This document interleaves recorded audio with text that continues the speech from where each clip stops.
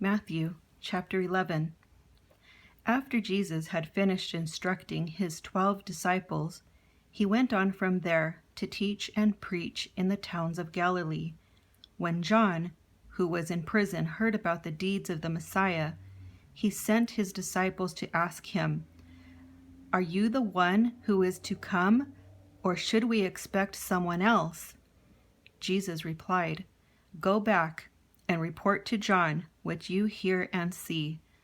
The blind receive sight, the lame walk, those who have leprosy are cleansed, the deaf hear, the dead are raised, and the good news is proclaimed to the poor. Blessed is anyone who does not stumble on account of me." As John's disciples were leaving, Jesus began to speak to the crowd about John. "What did you go out into the wilderness to see? A reed swayed by the wind? If not, what did you go out to see? A man dressed in fine clothes? No, those who wear fine clothes are in kings' palaces. Then what did you go out to see? A prophet?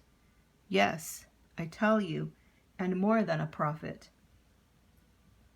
This is the one about whom it is written, 'I will send my messenger ahead of you, who will prepare your way before you.'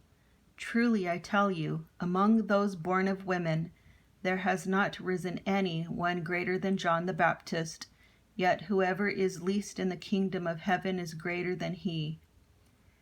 From the days of John the Baptist until now, the kingdom of heaven has been subjected to violence, and violent people have been raiding it. For all of the prophets and the law prophesied until John, and if you are willing to accept it, he is the Elijah who was to come. Whoever has ears, let them hear. To what can I compare this generation?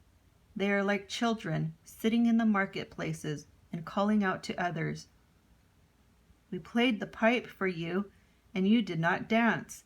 We sang a dirge, and you did not mourn. For John came neither eating nor drinking, and they say, he has a demon. The Son of Man came eating and drinking, and they say, here is a glutton and a drunkard, a friend of tax collectors and sinners. But wisdom is proved right by her deeds." Then Jesus began to denounce the towns in which most of his miracles had been performed, because they did not repent. "Woe to you, Chorazin! Woe to you, Bethsaida! For if the miracles that were performed in you had been performed in Tyre and Sidon, they would have repented long ago in sackcloth and ashes. But I tell you, it will be more bearable for Tyre and Sidon on the day of judgment than for you. And you, Capernaum, will you be lifted to the heavens? No, you will go down to Hades. For if the miracles that were performed in you had been performed in Sodom, it would have remained to this day. But I tell you that it will be more bearable for Sodom on the day of judgment than for you."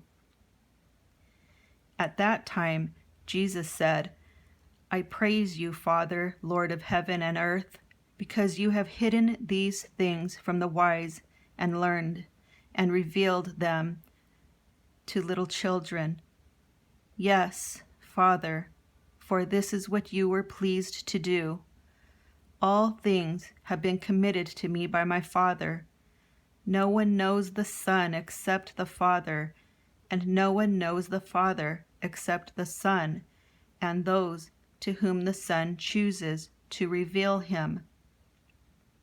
Come to me, all you who are weary and burdened, and I will give you rest.